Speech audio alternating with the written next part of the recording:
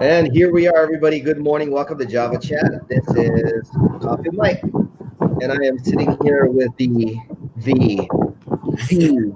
man, Ajay Sharma. This guy's got a heck of a story that I want him to share with y'all, and he's like a real beast when it comes to omnipresence online. Let me do something here real quick, AJ. I want to make sure that our live is online. I always watch it on my phone. Yep, we're online. Okay, cool. Awesome. So welcome, man. Thanks for hanging out. Thanks for inviting me, man. I'm excited for this one. Yeah, so am I. Tell everybody where you're at, because I'm looking at a roof and I'm like, I don't know any place like that. Oh, yeah. So at the moment, I'm in Mexico, Playa del Carmen. Oh, wow. And it's just about 40 minutes from Cancun. And I am actually on a rooftop of a hotel. Great view. Yeah. That's it's a bit, sweet. yeah, it's a bit windy today, but let's do this. Oh, we can hear you good. It's a little breezy, but it ain't bad at all. Yeah. So tell me, let's start with this. I always start with this question. What's like give a budding entrepreneur, somebody that's looking to get out there in the marketplace, make their mark, hit the floor running? What would be your biggest piece of advice to somebody that wants to get into the marketplace? My biggest piece of advice would be to leverage proximity. Okay, so learn how proximity works, and then use the nexus point to. So a nexus point is basically a center hub. Okay. Yeah. And then what you want to do is go to that center hub and just be as close as that center hub as possible. Meaning, if you was in the marketing space, you would want to be around the top of the top, the best of the best, right? So the nexus point would be the best of the best. Let's say, for example, Frank Kern or somebody who inspires you and who has the results you want and is in a position that you want to be in. Okay, that's the nexus point. Now, to get in close proximity to that, you have to find a way to first find the third layer and the second layer. So the first layer is going to be obviously Frank Kern. The second layer is going to be people under Frank Kern or near him with not as much results as him or whatever, but enough to get close to Frank Kern. So I would start there. Just get in close proximity with the people you want to be, who are in the position you want to be in, and are dominating. So that's what I would say, because you're gonna learn. Yeah, it's interesting that you say that, because this is actually part of your story of how you got really deep into this whole thing with omnipresence and understanding how to grow with influencer marketing, et cetera, et cetera. And that literally just falls right into your story. Like, how did you get started in all this? Because previous to this, I've always hung out with, here comes some really old names, Yannick Silver, Jim Lillig, some of the guys that are from the old school that used to sit in this little meeting room in a hotel in Colorado talking about email. And this was before this was before the spam laws came out. Yeah. And there were guys they were printing money back in those days. And that was the nexus that you speak of at the time. And then, of course, guys like Jeff Walker, Frank Kern, even like now Kevin Nations, who's an amazing high ticket trainer. The guy's unreal. Arnie, who's come out not very long ago, honestly. Arnie's only been like really cracking it for what, 3-4 years? About 2-3 years, yeah. Yeah, 2-3. That's not long. But your story is you kind of came out of left field. When I first saw who you were, I was like, okay, here we got another one. What does he do? Yeah. And after we talked, I was like, oh, I get it. That's how that happened. So it kind of all pieces together. It's a web. But how did you get started? What got you in your head? What bug got in your head that was like, yeah, that's it, I'm gonna do that? That's a good question. So I always story first. Who do you work with, and what are you doing that I mean, let's get that part, because people need to understand how it is that you've made your mark and what you've been doing. Yeah, sure. As of now, I run a media agency, and we help entrepreneurs and thought leaders and kind of influencers spread their message on a mass scale. So for example, an offer of mine, my main offer is to help you go omnipresent. Now, what that means is if you are creating like 40 to 50 pieces of content a month, which is like 1 or 2 pieces of content a day. Now, and you're just sticking to Facebook.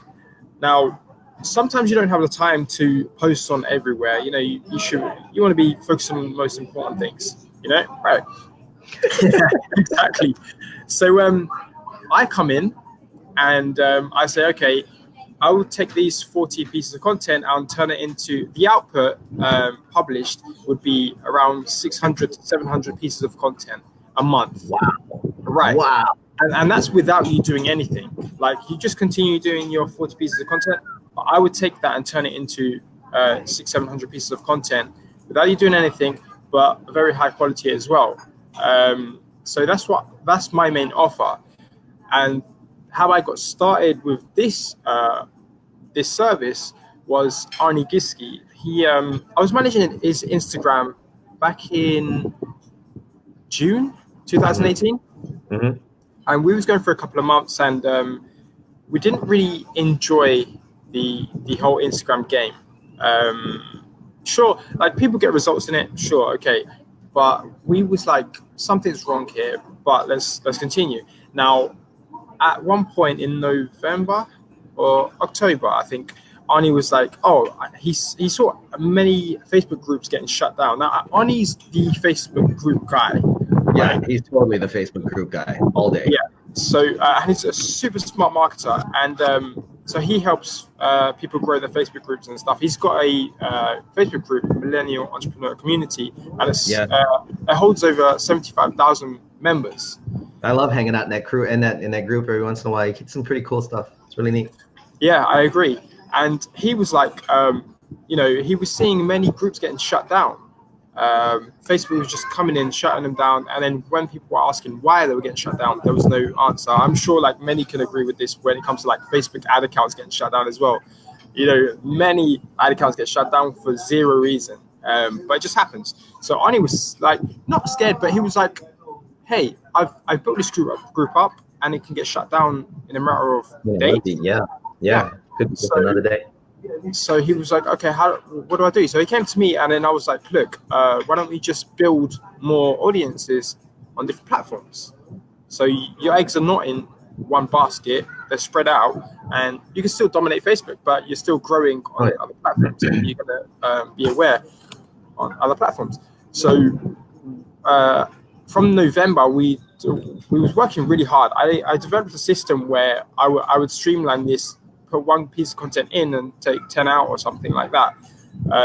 So November, December, we were really working hard. The results were really good. December we started, okay? So it was like, okay, Ajay, you take my pieces of content and then you spread them, okay? And do that. Now the results were like, so I was spreading on LinkedIn, Twitter, YouTube, and podcasts, okay? That was my responsibility, and he would focus on Facebook. LinkedIn, we were getting around 1,000 impressions a day, I think it was, but it was a dead account. Like he never used LinkedIn, and it was like, okay, still 1,000 hits a day is not bad, dude. I mean, yeah, a lot of exactly. people struggle with that much. Yeah, I agree. And I think he didn't understand his influence on LinkedIn. So, but now he does, because we've been pushing through. And he's a little more present over there. So for podcasts and YouTube, like he had a podcast back in 2017, but he stopped it. And so we picked it back up again, right? After a year and a half, I think. The first month we got 1,500 downloads. Yeah, I saw him posting about that. That was really interesting. What did you guys do to make that work? So we thought that we needed great content and engaging content. Yeah, absolutely. So he does a lot of interviews monthly. So he's done probably like 4 or 5 interviews a month. He's really consistent. So, and he does like social just like tips and tricks and guides, quick videos, solo videos. So what we done was our strategy was, okay, put one interview out and one solo video out every week. So 2 videos a week or podcasts, right? So the same content was going on podcast and YouTube, same content, but one's audio, one is video. Right. And I would go in and edit the video or the actual podcast audio, and I would edit the title, description, and all that stuff, all that jazz. Sure. And the results were phenomenal. Now that's LinkedIn, Twitter, podcast, and YouTube was doing great. Now Twitter, he had about 2,000 to 3,000 people following him on Twitter, but it was a very dead account. Like, he never used it. Now what happened was, we found out that we done a poll on the MEC. We was like, hey, does anyone use Twitter, and how often do you check it if you do? Now 95% of the people said no, right? The 3% of the people was laughing at us, saying, oh, what are you doing? That Twitter's dead. You know, no one uses Twitter. And then the other 2 people was like, oh, we actually use Twitter. We check it in the morning and stuff. So there's a vast majority of people saying, no, we don't use Twitter. Now, as marketers, you can either go yes or no. You can either follow what the crowd's saying, or you can test, right? Yeah. But our thing was, okay, these people on Facebook are on Facebook. Maybe this is the wrong market we should be asking. So what we did, we continued. So I said, look, I'll post on Twitter and see what happens. We started posting 24 tweets a day, 1 per hour, okay, on Twitter for 30 days. The results we got were 1,200 clicks to his webinar. And this is like phenomenal, because it's like all organic. It's a very different platform. I still have trouble with it, even myself. And you know, I'll get these random followers that are out of different spaces, and it's like, I don't know what I'm still trying to figure that one out. We'll probably have to have a conversation around that, because yes, I'm there and I've got over 2,000 followers, but I know guys like Warren Whitlock, who wrote the first book on Twitter. He's already over 600,000 followers, and he's not a celebrity. Yeah. You know, he's not an Ashton Kutcher, but he's got that kind of following, and they engage him. You know, and then there's Rich Krawczyk, another one, 500,000, I think. He's another one, not a celebrity. He's a business consultant, but he gets engagement on his Twitter, and I'm like, what are you guys doing? Yeah. You know, how do you use that? It doesn't. I don't get it. I mean, I'm very visual, so, and I know Twitter does visual. I mean, geez, they bought Periscope, of course. That's not going well, but you know, it's like, how do you? It's like each platform has such a distinct set of rules to get engagement organically. It's hard to stay up with each one. How do you manage that, or is that just, have you just figured this out over time and testing, or what did you do? It's a great question. I do not follow algorithms. Okay, I wasn't even alluding to that. That's a whole nother discussion. Right. So because like many people are very quick to jump into the algorithms and stuff and all that jargon. If somebody wants to be in that realm, they're, in my opinion, you're trying to beat the house. I live in Las Vegas. We all know that doesn't happen. So it's like, why try to beat the house? Why not work with it and just figure out where? That's what I'm asking, is like, how did you figure that out? I mean, it's not necessarily data driven. What have you found it to be? It's more fundamentals. I work from fundamentals and, you know, principles of like just how humans like interact and how they work, how their minds work. I know that they love leaders. You know, there's always going to be followers. There's always going to be leaders. Yes. Totally. Consistency is key. But I think the biggest thing with like my biggest problem right now is consistency. I think it's everyone's biggest consistently inconsistent. Yeah. There you go. We may have to change this. You mean? But I mean, like consistency is key. Being a leader and stepping up to the plate is it's a must. You know, especially as entrepreneurs. Yeah, sure. And if you want to do this online thing, I mean, there's many entrepreneurs that you don't need to be in front of the camera. You don't need to. One of my friends. I agree with that, because I have a few people that are colleagues. You won't see them on any platforms, and they're doing 8 figures. But it's exactly because it's not in their B2B, and it doesn't make sense for them to do that. So yeah, I mean, I think the reason, and this is just a personal opinion, I think the reason people choose this as a let's see if it works rather than this is the actual objective of what I want to get accomplished. I think they miss on their strategy of what it is that they're trying to do. Yeah, I agree. When it comes to using an online platform, because there's huge potential out here.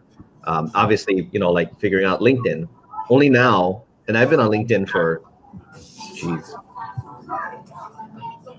almost a couple of years after they started. It was kind of like when I jumped on Facebook was 06. I jumped on LinkedIn right after that. Yeah. I literally, and this is I'll share this funny story with you. Yeah. Talking about omnipresence. Back in the first days of LinkedIn, your description, your summary was searched by keyword. Huh. And my whole profile was based on being a business development consultant. Yeah. I showed up number 1 for the better part of the year. Whoa. As a business development consultant. I was getting calls from guys that were making way more money than me at the time. Yeah. From the East Coast, literally picking up the phone, calling me up, going, "Who are you?" I'm like, I'm sorry. They're like, "Who are you? You're number 1 for business development. I don't know who you are. What's your experience? What have you done?" And they, I had all my work experience in there. They're like, "Yeah, I've never heard of you, dude. How did you get to number 1?" Yeah. I'm like, I have no idea. I only figured it out after the call because I sat there and I read my profile and I went, "Oh, yeah, it's interesting." Yeah. Well, and it's kind of gone back to that in a way. There's still that element. It's become stronger again. For a time, it was just a resume site, which was you might as well just do a CV. But you get my point. Yeah, totally. And also, like, as you said, like, some people like want to get into the online world and be like, "Oh, I'm going to try this out," but that's not the right manner. I think. Good strategy. It's not a good strategy. I agree with you. It's not a good strategy. And one thing, like, a great thing about working with Arnie with this omnipresence thing is like he knew from day one. He was like, "Hey, we're going to start YouTube, but we're going to take this approach. It's a long-term thing. We're going to pump out videos, but it's a long-term, 12 months. We're going to give it a try." Yeah.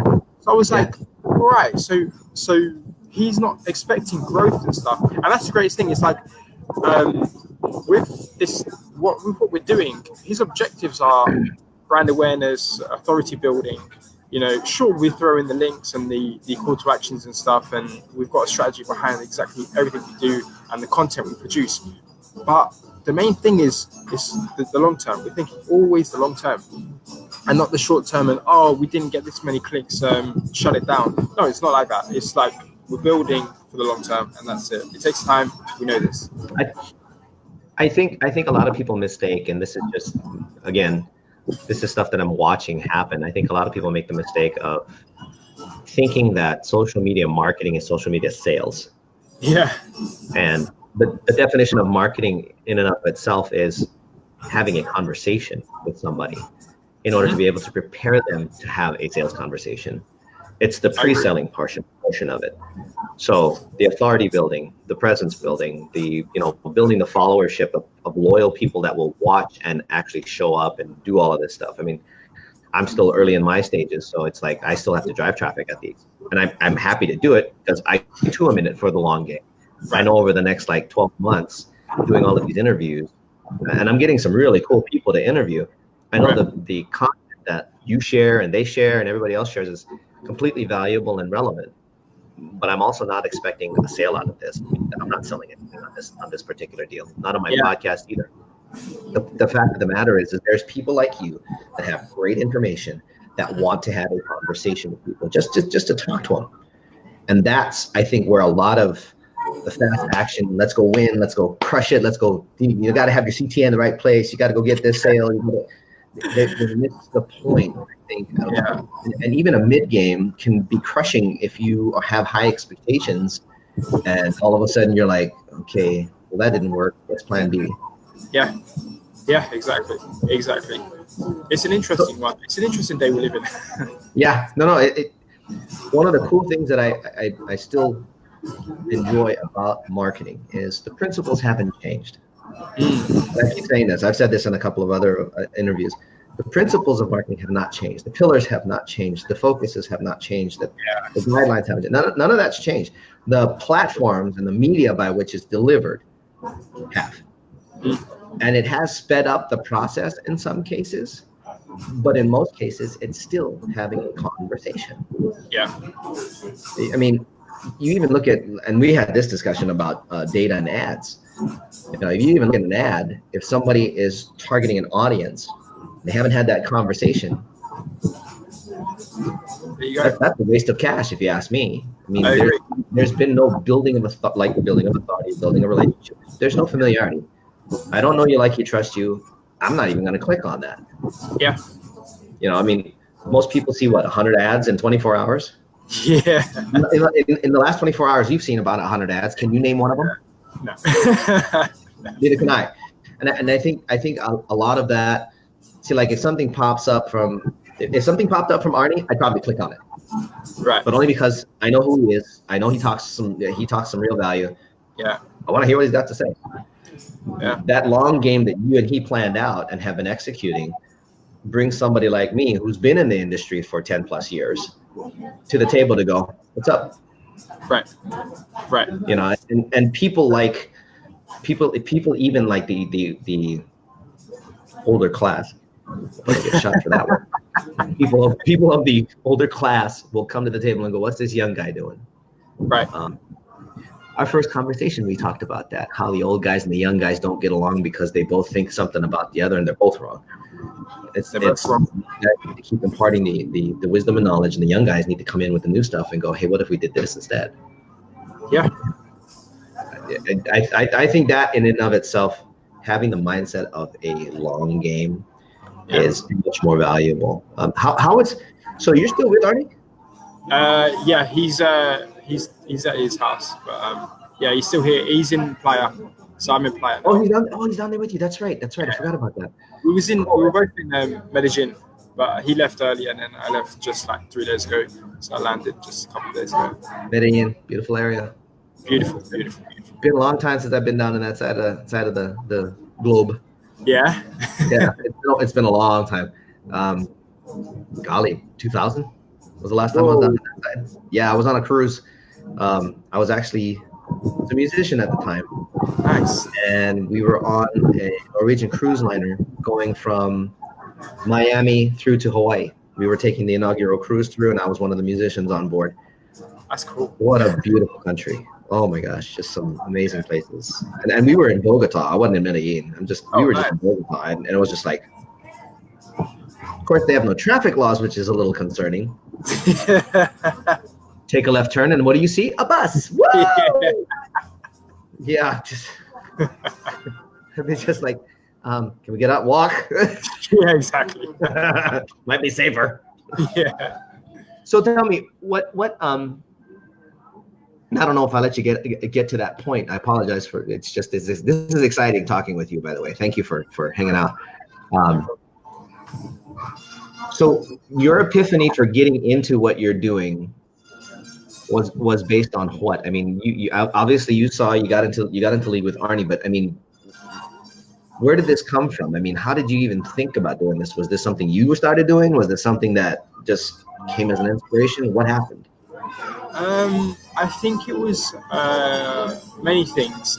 So in 2018, I moved to Playa del Carmen, okay, and I was alone. I didn't know anyone here, and I was working online as just doing freelance work and stuff in the influencer marketing game. So I heard that, I don't know how I got into Arnie's group, the MEC, but I was in there, and I heard that he was coming down to Playa del Carmen, and I was like, there you go, nexus point. He is where I want to be. Let me get close to him. And he must have put a post out and said, hey, if you help me solve this problem, I'll give you $100. So I responded. I knew I could solve the problem. I remember that post. I saw that post. Yeah. Cool. Okay. I responded. I was like, hey, I can solve your problem. I'll save you money and time. Just let me have a coffee with you or something along them lines. And he says maybe. So then I was like, but he doesn't know me. He doesn't know me, and he was. And he gets a buttload of proposals every day. I mean, I just saw that post on try not to pitch me on my group because it ain't gonna happen. And I was just like, Fair enough. I mean, 77 grand is a lot of people. You don't want to be throwing spam at them. Exactly. And so as soon as he said, "Oh, maybe," a person reached out to me straight away via messenger and said, "Hey, I mentor Arnie. Come see me. Let's have a chat." I was like, "Huh?" So I'm trying to get Arnie to mentor me, but then his mentor's reaching out to me. So that was Mr. Pink reaching out to you. He wanted to see you. I was like, okay. And he gave me his, he was like, "Hey, do you know who I am?" I was like, "I have no idea." He gave me his, resume kind of thing. It was impressive to some, but I was like, I don't get too hyped up on like first encounters. You don't get jaded easily. No. And but I was like, okay, let's see how it goes. So then I met him, and from there he just blew my mind. Like, he helped me with mindset, NLP, business, everything. It was just like mind blowing. His type of knowledge, and you can't find this online. His stuff is just brilliant. So how I got into where I am at now, it was under his wing. He was teaching me a lot.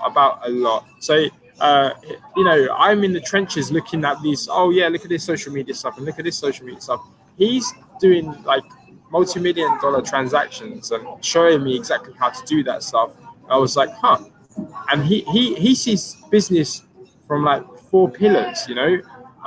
It's like, oh, he's an old schooler like me. Yeah, he's a big old schooler. Like, it was fantastic. Easy now, we ain't that old. I'll turn it down a notch. Yeah, give me a decade or two, would you? So it was brilliant. I would be under his wing, like every day I would be with him, and he'll be showing me like NLP tricks. He'll be showing me exactly what consists of like conversions, traffic, admin work, all these kind of things. All these things, I'm like, whoa, he sees things from 50,000 foot view down, and he sees just things that you can move and manipulate, and I'm like, whoa, this is very different to what I'm used to learning from wherever. So I kind of got a huge kind of influence from my mentor, and like obviously Arnie's teaching me. So my mentor's teaching me the big picture stuff, what really matters, but then Arnie's teaching me the tricks and tips and like how to do certain things online and stuff. And I was like, whoa. So a mixture of the two, and obviously my background in like e-com and stuff, I was like, this is interesting. Yeah. So I think the synergy was like, it just came out and said, oh, this is what you can do, and you get results from it. And it's brilliant, So yeah. I actually enjoy watching, hearing that again, because I know we talked about this before. Yeah. Those of us that have been playing the strategists, like your mentor, have always looked at things from the 20 to 50,000 foot level. And the reason is because we have this expansive view over time. You're going to end up having that view as you get older, because you've already been on the ground. You're on the ground with Arnie right now. And the two of you are going after tactics and strategies, light strategies that can lead into tactics that lead into sales. Guys like your mentor have already done all of that groundwork. They've been on the ground.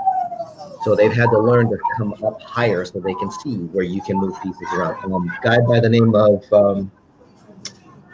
Smith, spelled S-M-Y-T-H. I'll send you a photo later of his book. He's a business operations consultant. He will go into a company and he looks at it like a machine. There's a bunch of gears, and the machine's not working right because possibly one of the gears is missing a tooth. And you know what happens to a machine when that happens? He will go in, flip the whole thing upside down, pull every gear out, take a look at it, find the one missing the tooth, replace that gear, put it all back together, and you have almost a new system at that point. Right. It's guys like that have the ability to look at the whole picture, that can go, there's your problem and there's your problem. So let's pull these out and let's fix them. We have a slightly different vision, a field of view, I should say, perspective. Yeah. Of the same block that you do. You have the block where you're on that one gear going, let's go, let's go, let's go, let's go. Yeah. Then you also have somebody else teaching you to step back and go, oh, look, it's a paint by numbers. It's actually not that bad. That color, that's pretty freaking cool. Yeah. It is invaluable, and I will always advocate, if you find a mentor that can get you anywhere, get them. Yeah, I totally agree. Because he actually offered you. It's usually the other way around. You got to go chase him. Right. So true. And I'm grateful for that, because like he obviously saw something in me, and whatever he would say, and like tasks he would give me, I would full-heartedly, like I would do them tasks the best I could, even if I fucked up. And he loved it when I fucked up. Sorry, my language. If I messed up, chat, we fucking say anything we want. Doesn't matter. Okay. So even if I messed up, he would love it because I broke stuff. Arnie says all the time, don't go for perfection. Break things. Because that means, well, I didn't know that. But as you were saying, like, I might see things from one point, but mentors see things from a different point, but many angles they see things. I once had it's one thing that blew my mind. It was like we was growing a Airbnb business, and he wanted me to do the marketing. My mentor did, and we wanted to focus on Instagram because it was a travel niche and stuff. So I was like, okay, cool, let's put in influencer marketing. And we had a contact that was selling influencer Instagram pages, right? They built it to like 100,000 people.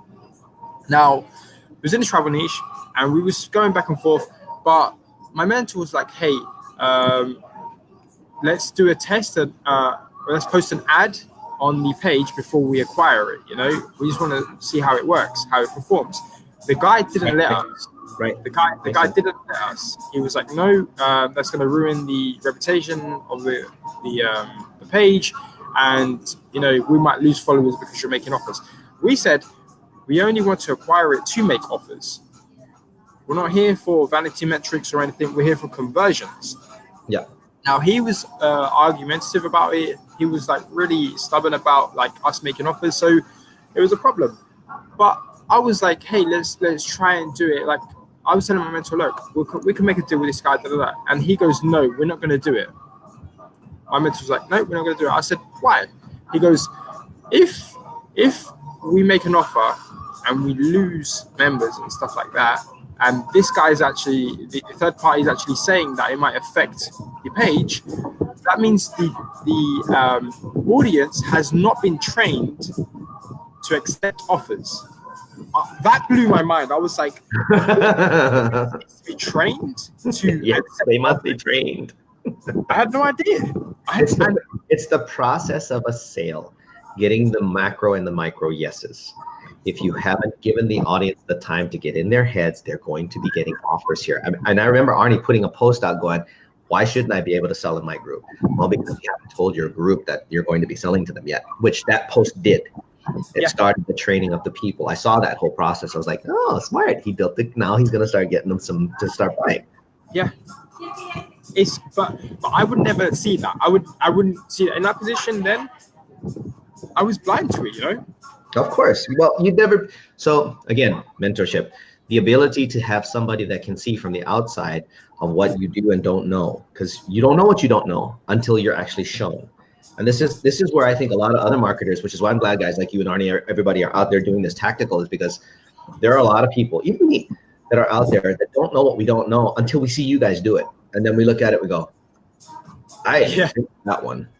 But that's the power of having a mentor like yours, and even mine's. I mean, some of my mentors, they say stuff to me, and I'm like, "Ooh, I didn't even think of that." And it's not, it's never done obviously in a manner of a degrading or demeaning nature. It's just, here's what you're missing, here's what you should be doing, and your mind just goes, right, yeah. That's powerful, bro. I mean, I can tell you right. You're how old? 29. Jesus, getting knowledge I didn't get until I was at least 38. So I mean, I'm taking advantage of it. Like, that's the greatest thing. I'm not just taking it for granted. I'm taking advantage, and I'm using it daily, and I'm listening, I'm taking notes, and I'm implementing. So I think I'm in a good space as well to actually move forward with this. Absolutely. I think you're in a perfect position to move forward with anything that you do at that point. Once you have at least one. I mean, obviously, I have a few. I mean, and I get ripped by them quite often. Trust me. And it's fine. I mean, I have a coach. I have a couple mentors that are in business. One of my mentors / coaches is actually he's the CEO of a consulting firm. If you're not making at least 8 figures, you ain't gonna hear from him. Right. Yeah, Right. I mean, his fees are 6 figures a month. He's one of those guys. Yeah. And I'm blessed enough to be able to sit with him and talk about things on Think and Grow Rich and stuff like that. So it's like, wow. Yeah, but this is what you do. You build that. You know, your mentor's going to take you so far, and he's going to be like, okay, we're done. Yeah. You need to find somebody else to take you further. For now, you've got all this time to learn from him and find out all these new things. Learn the strategies, man. I mean, everything that he talks about with all of this it's pure gold. And what you're sharing today with everybody on Omnipresence, I want to dig into that in a minute. Everything that you're sharing today on Omnipresence is pure gold to people that really just don't get it. That the long game has to be what is played. If you want to be in somebody's head, we had this discussion on data, where the conversation begins and what part of the buyer's journey are you actually getting somebody? Yeah. And are you able to control that conversation? If you remember our first conversation on that, and I think if people understood. Who's the other guy that was doing Omnipresence for a while? Was it Sam Ovens, I think, or somebody? I can't remember. Gary Vee was doing Omnipresence. That's what it was. Okay. So when it first came out like that, to somebody like me, I look at it and go, really? There's people that don't know this? I mean, I have to do it because I just don't have the time. Yeah. But, I mean, it's to guys like me, it's kind of like, duh? I mean, how do you not know this? And as he started going through it, and I was like, and referencing everybody else that I'm watching online, I'm like, ooh, he's right. A lot of people really aren't getting that part.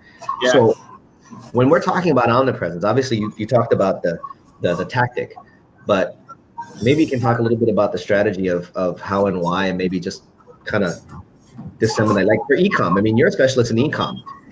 Why would omnipresence matter in e-com? I mean, you would think you could just run an ad and get people to buy. I mean, you're not really doing much else than selling a product, but yet you're talking about using influencer marketing, which is omnipresence, to push whatever it is you're selling. So how does that work? Yeah, so I mean, like, being omnipresent is like being everywhere, and why be like, we live in an age where we can be everywhere at once. So why not leverage that? And here's the reason why you should leverage it is because if your competitors are on one platform and you're on several, you're going to reach more people. Much more. And so this is an objection I get all the time. It's like,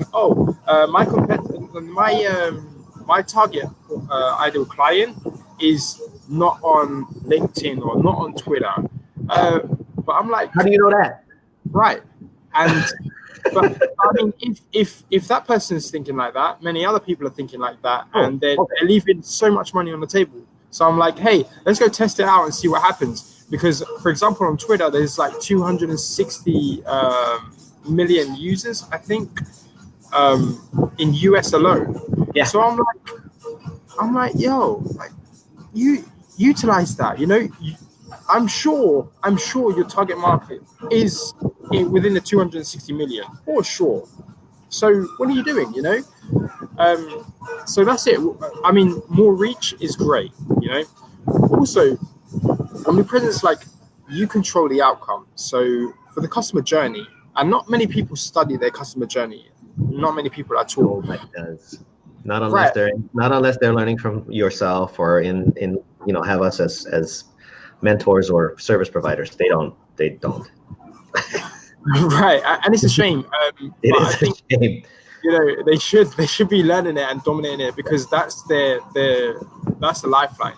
So the customer journey, like, generally speaking, you've got 3 parts to the customer journey. You've got the know, you've got the like, and you've got the trust. Okay, so you've got a person cold traffic, and you want to turn them into hot, to convert it to like customer traffic, right? Yep. And there's a journey from cold to hot. You can control this. It's crazy. So, for example, let's give some examples. For getting people to know who you are, that's where omnipresence comes in. You know, giving value. You know, telling people, hey, you've got a problem, and I've got the solution. That alone makes people be like, oh, I do have that problem. Oh, that person has a solution. this is the number one reason why brands like Pepsi and Coca-Cola and stuff, they spend billions of dollars a year on advertising, and they don't have call to actions. They don't. It's just brand. Yeah. They're pushing their brand and their mark into your head. So that's all it is. If you think of you feel thirsty or you're hot, you automatically think Pepsi, Coca-Cola. I want to drink. Thirsty. I want a Coca-Cola. So this covers the no. You know. Now in the like, how it get people liking you. You can use influencer marketing. You can get like social proof and stuff like that, which is great. And you can tap into their audiences as well. That's a brilliant thing with social influencer marketing. People have got millions of members in their audience, and you can literally pay them to tap into that audience. It's brilliant, especially in your target market. Now, you can still do like value posts and stories and stuff just to build relevancy and just get people to like you like that. If you're into like tennis and you need to learn how to do play tennis, and I'm a coach and I push out valuable posts, now people will be like, oh, that was a good tip, or that was a good training. I like this person because blah blah blah. This pushes people down the customer journey, which is great. Now, oops. Are you there? Okay. Yep, got you back. Yeah, so it's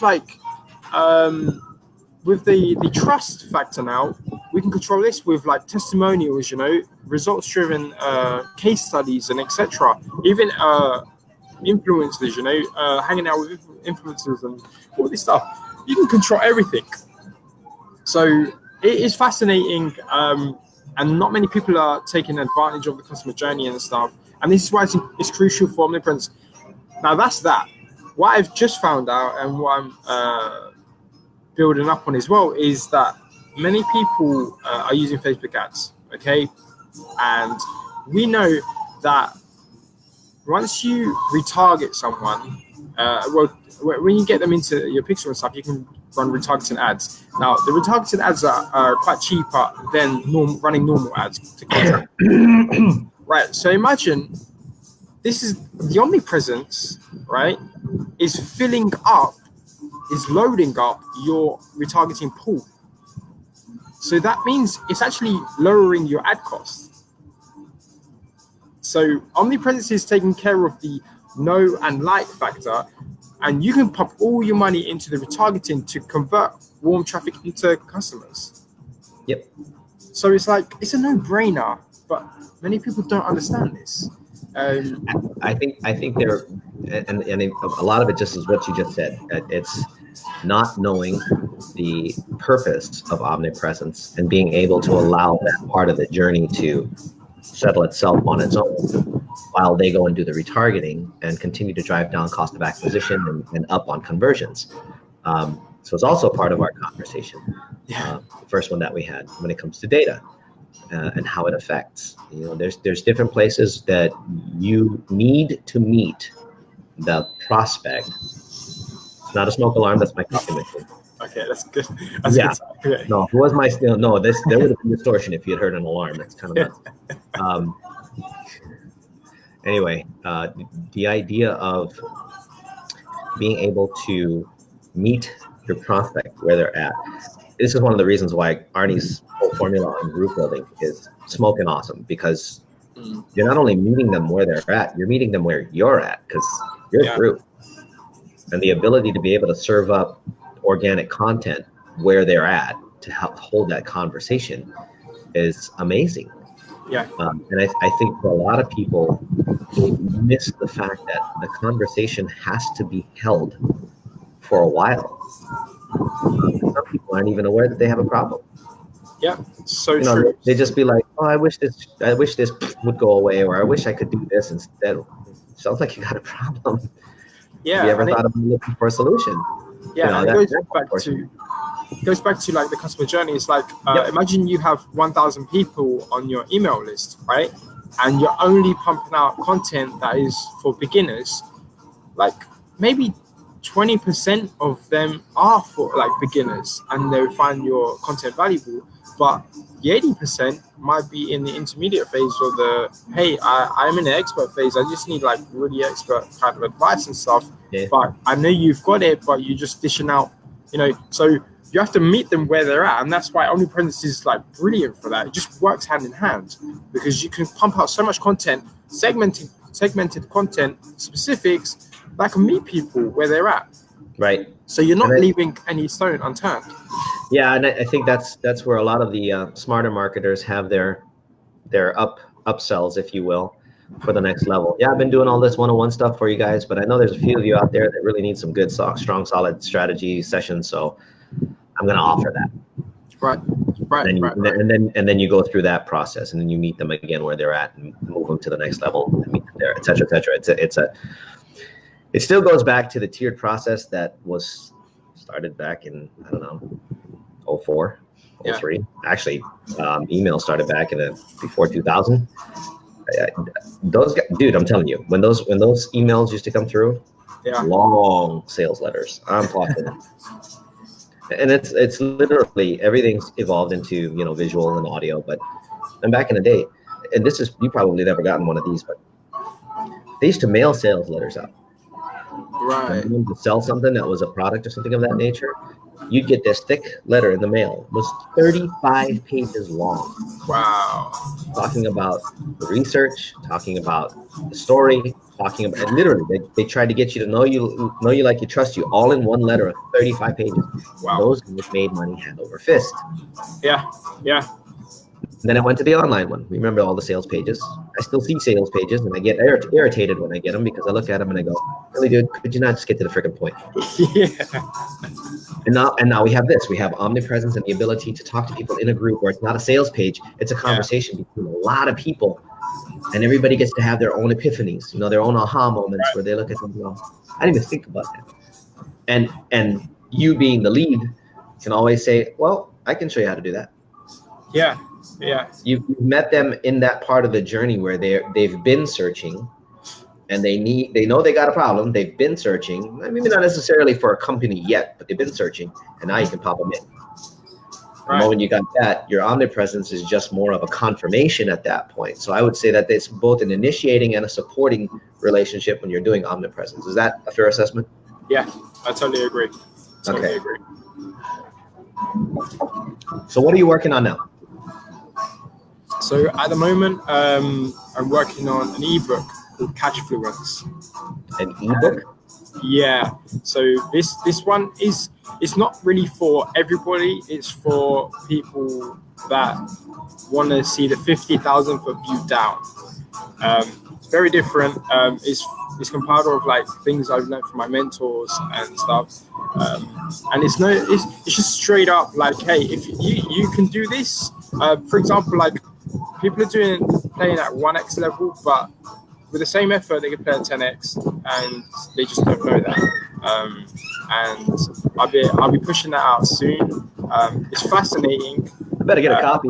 Oh hell yeah, for sure. You'll be the first one to send it to. Don't worry. Ah, sweet. I'd love to see that. That's because what you just said. I hardly think anybody except our colleagues will really understand what you just said. Yeah.